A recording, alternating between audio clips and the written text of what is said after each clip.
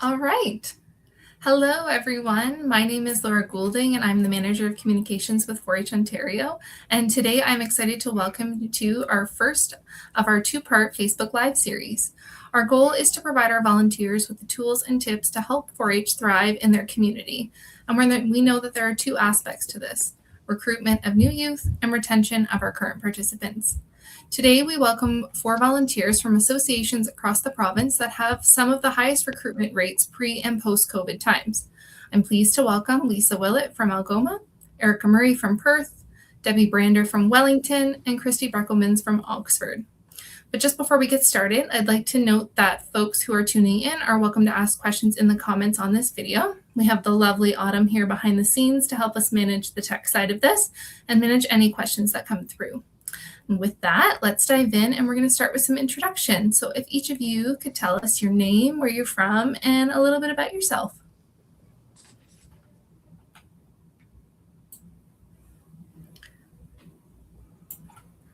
Well, I guess Algoma starts with A, so I'll start first. My name is Lisa. I'm the president of the Algoma Association.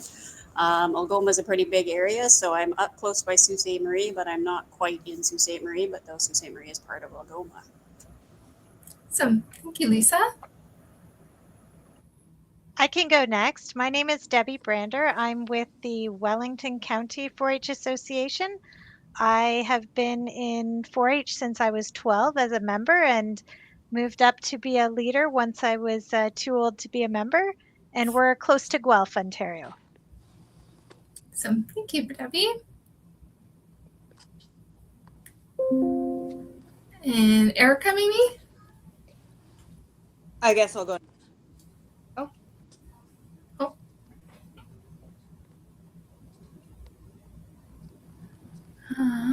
And hang on a sec. I think we might just have Erica, can you hear me now?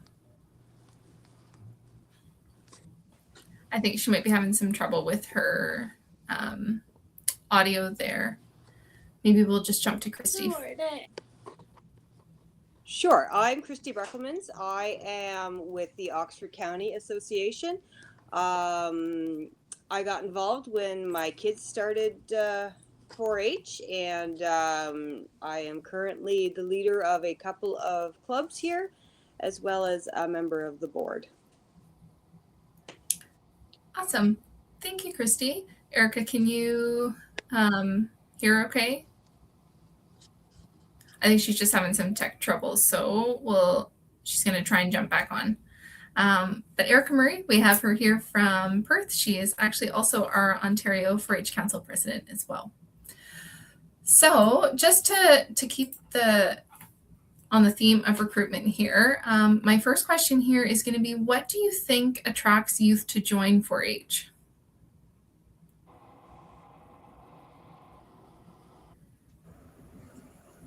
Well, for us, it's curiosity mostly. Most of the 4-H kids that we have, especially the older kids, because 4-H has been a big thing in our area for so many years, and it's kind of dwindled over the last few years. So now they're starting to come back more based on curiosity, because they really don't know as much about 4-H, but they hear about it from their aunts, their uncles, their grandparents, some of their parents, and they're really curious to know more about it, because 4-H isn't just about being a dairy farmer anymore. So we find a lot of kids are coming with a lot of curiosity. Yeah, that's great to hear, Lisa. I would say for Wellington County, we have a couple of main reasons why kids join 4-H. First and foremost is to be with their friends. So they come because they've heard someone had a great time in 4-H, so they join them. And then also, I really like the word curiosity, but to learn something specific. So if they want to learn more about agriculture or they want to learn how to square dance, they join clubs for that reason as well. Yeah, and I'd say sort of building on that, like it's what their friends are doing. And I think it also fills a void of maybe they're looking for something to do as an extracurricular that, ringette or hockey or those sports aren't filling in the same way. I know there's a kid that we have in some of our clubs who her mom and I did 4-H together, and she joined because she different to partake in. That's awesome. What a cool story. I find with us, a lot of it tends to be, you know, your parents did it, or your grandparents did it, and oftentimes too, we are seeing more kids joining because yes, their friends are, and it does offer something other um, than, like Erica said, hockey or ringette. Yeah, for sure.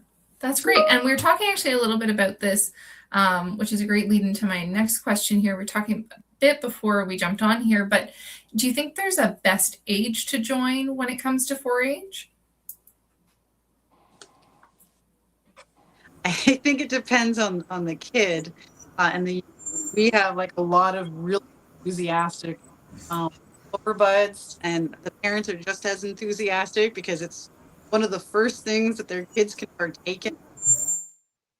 And then I think the older youth are taking part because they're excited about the topic that's being covered.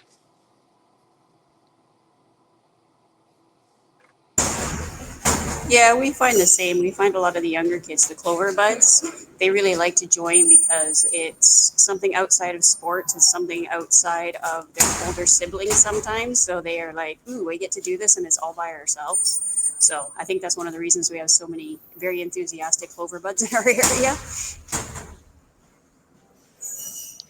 I'll just add, in Wellington County, we absolutely have young members joining and super enthusiastic. But I think one of the cool things I see is some of the older members, even like 18 and older, joining specifically to learn about dairy, for example, or specifically to participate in leadership training. So I think there's no right age. I think youth can get something out of it no matter what age they join. And I find it kind of cool that you can join at any age and really jump in and get the benefits.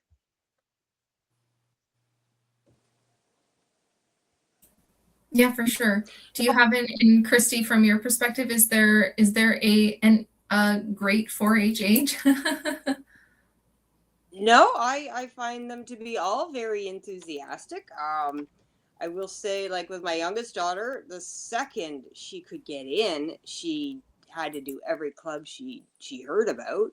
Um, I think the younger ones are definitely more enthusiastic. I think the older ones, they want something more geared towards their age group, a little more involved and complicated.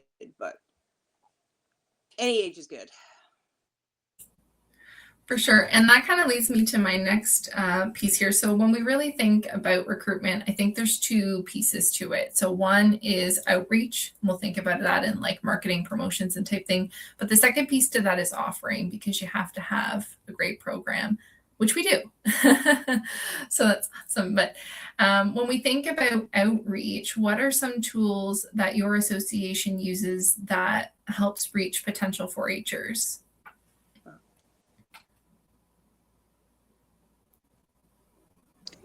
We used a lot of word. Oh, sorry. Go ahead. No, go ahead.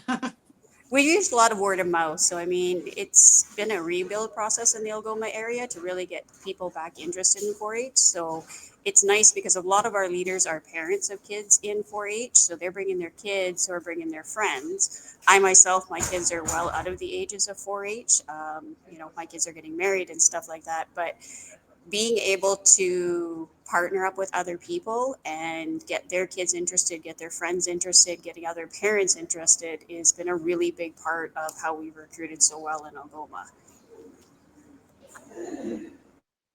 Yeah, no, the word of mouth and the friends is definitely a huge aspect.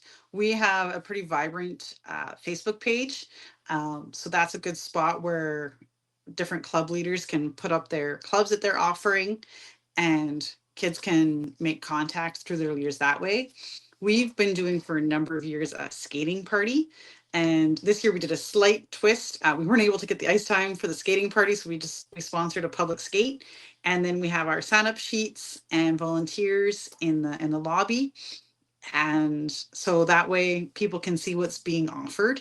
And typically at the end of the year, we always sort of have a sheet out of asking the kids what they're interested in, also having those same sign up sheets to get a sense of what kids are interested in for the upcoming year.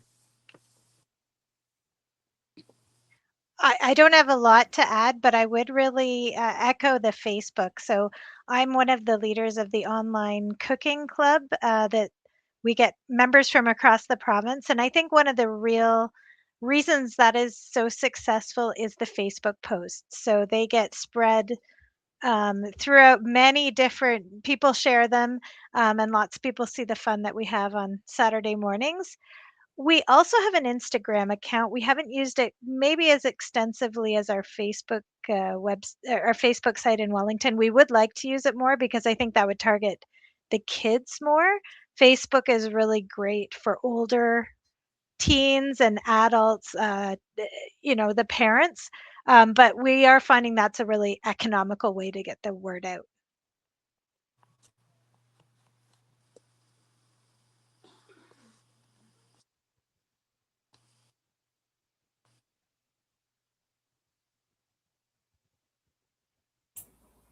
I think we might have lost you there for a second, Christy.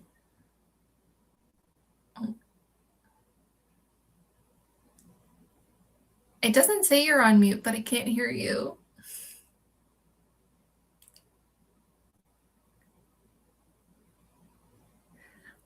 That's okay. If you want to try and jump out and then jump back in, then we can see if that helps. It worked for Erica.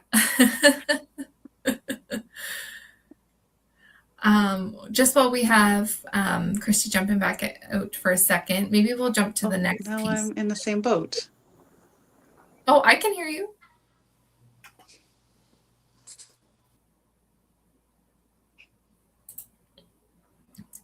Debbie and Lisa, can you hear me? You're just fine. Yeah, I can hear you. That's okay. Oh, okay. Can you hear me okay? Yeah, now. Okay. Okay. Just as Christy's jumping back in, we'll give her a chance to comment on the outreach aspect of this. But again, there's kind of that other aspect to recruitment, which is offerings. So when you think about offerings, what does your association offer that entices new youth to join? Well, for us, like especially with our Cloverbud program, all of our Cloverbud programs except for one are running weekly, and they'll run weekly for several months in a row. So it gives kids and parents a commitment each week, and they really enjoy that because the kids, look forward to every Tuesday or every Thursday. And we found that with most of our groups, the parents really like it because they can plan around it as well. So they have their 2 hours or so of time to do something else or get another child to another event or whatever it is. So that part has really helped. With our older group, it's really letting them pick the projects. They love to pick the projects. We have a whole night that is just games and fun and them going through projects and having great conversations about what they want to do and how we should do it and why can't we just ride horses and things like that.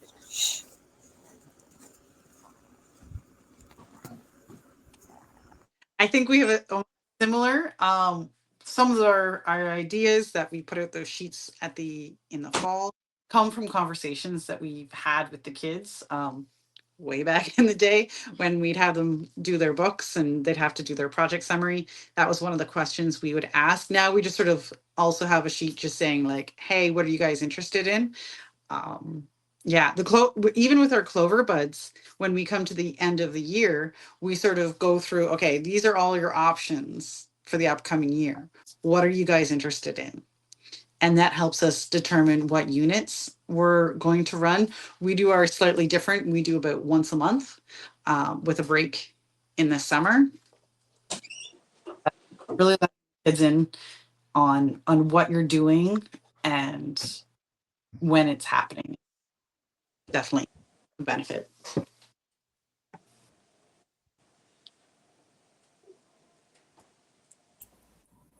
Thanks, Erica. Thanks, Lisa. Debbie, is there anything that comes to mind from an offering perspective that really drives home bringing new youth to Wellington?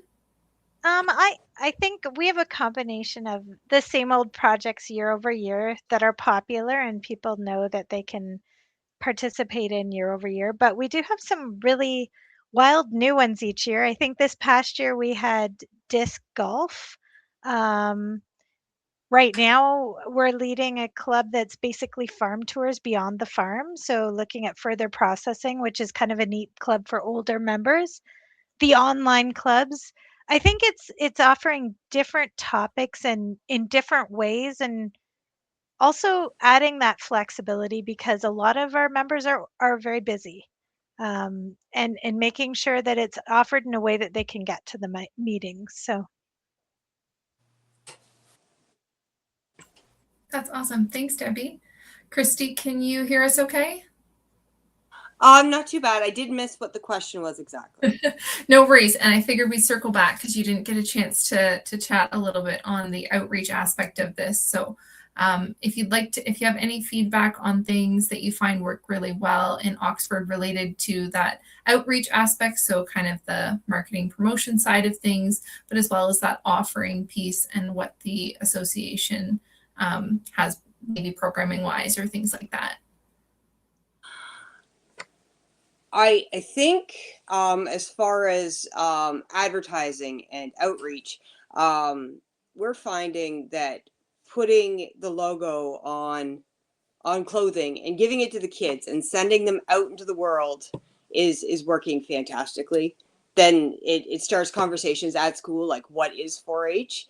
My kids got that all the time when they would wear their hoodies or their jackets, because people don't know what 4-H is and what we do. As far as offerings, I think it's mostly about being innovative and recognizing what areas we're lacking in. Like we've identified that really we are underservicing our male older members, we feel. So someone has stepped up and has decided to run a fishing club this year, as well as we are looking at another one to do with trades, like as far as woodworking or welding and that sort of thing. So that's great. Lots of great feedback, everyone. Thank you for that. I think we do have one question here that I'd like to pop on the screen, Autumn, if you can, just from Christine, that I think relates to a little bit of what we've talked about, because we've talked about this recruitment and this idea of outreach and offering. But when we think about ages, is there a different way to recruit to the younger folks versus the older youth? I'll maybe jump in and answer that one first, because I've been actually just experiencing that in the last month or so with this club I just started. Um, we're running a club for 15 plus, so ages 15 plus, and that really attracted a different group of members that were more career focused. So they were wanting to understand some connections in the industry, so they saw 4-H as a way to do that. And as I said, we were able to get a few new members because of that, because they saw a connection to their future careers. That's awesome. Thank you, Debbie. Does anyone else have any thoughts? I was just going to add in with the online clubs. We've had some of our long-term members who are now in university who are taking some of those online clubs that they can thankfully do from their dormitory kitchens, but it introduces new folks to 4-H because they have roommates who've never heard of 4-H and get to avail themselves of the benefits of their roommate being part of an online 4-H cooking club. So I think that's a venue where we can bring in some new people and have some flexibility there. We're actually doing the same thing too. We are bringing in a club just for older. So a lot of our kids have been wanting to do the small engines project, and the 9 to 15-year-olds really want to do it as well as the 15 plus. But we found if we divide this group up into an older one, we're going to do first, then we're going to do the younger group. So we're going to do one 14 plus, just because we've heard back from some of the older kids that the 9-year-olds, they'd not always rather be in the same club with them because sometimes they're different levels at 15 as they are at 9. So they've kind of asked if we would do a few clubs with just older kids. And the men that want to run the small engines project are keen to that idea just to run the first one because it's going to be trial by error for the first one to see how it goes. So yeah, we're looking at doing the same thing, is kind of dividing out the ages a little bit more.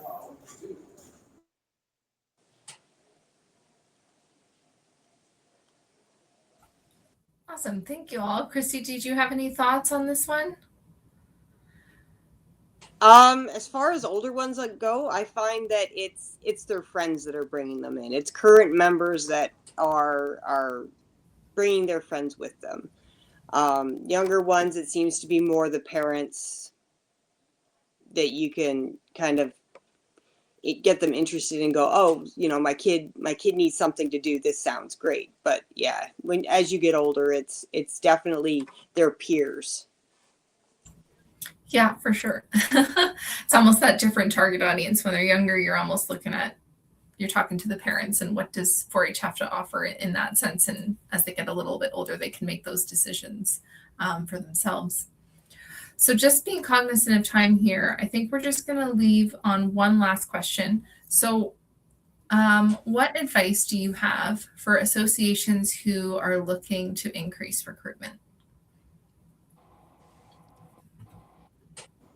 Well, from our standpoint, you have to be willing to be out in the community and meet people and give 5 minutes here and there to explain what 4-H is, and that it's not all just about agriculture, because sometimes that's the part they don't understand, is that there's so much more than, some of the pieces that they don't realize. Some of them think unless you own a farm, you can't be in 4-H. And it's like, no, it's so much bigger than that. And just because you don't own a farm doesn't mean you don't get to learn about cows and horses and all these wonderful things. That's the connection of 4-H, because we have so many people in our area that want to learn about agriculture, but they're like, we're not farm people. And I'm like, no, that's not how it works. And, giving you 5 minutes here and there, it's surprising. You wear a 4-H t-shirt or a 4-H emblem out in public. I mean, I'm at the Greyhound game right now and I have my t-shirt on underneath my sweater, but it's too cold to take my sweater off. And just having it in the bleachers, I had 3 people ask me about it, like, hey, you go to 4-H. And it's amazing on how many people connect when they see that, or I used to be in 4-H, and, things like that. So you have to be willing to give the 5 minutes here and there to just have those conversations with people and kind of expect it everywhere you go, which is pretty cool. Yeah, just to add to that, I would say be willing to ask anyone you encounter, invite them out. We have a neighborhood Facebook page. We've put posts about clubs that are happening on our neighborhood Facebook page, and that's brought out people who maybe aren't in our 4-H bubble, and just take every opportunity that people extend your way to help promote 4-H. I would say for Wellington, one of the things we really focus on is making sure the kids that are in our clubs have a really good experience, because then they'll tell their friends, and that's the best way we've found to grow our numbers. So, offering great clubs, making sure it's a great experience, and then it just grows because of that. Yeah, I would say for us, it's putting that logo out there, like Lisa says. Whether you wear it to different community events, you put it on those members and send them off to the schools, get it out there. And if they're having a good time at 4-H, they're going to tell their friends.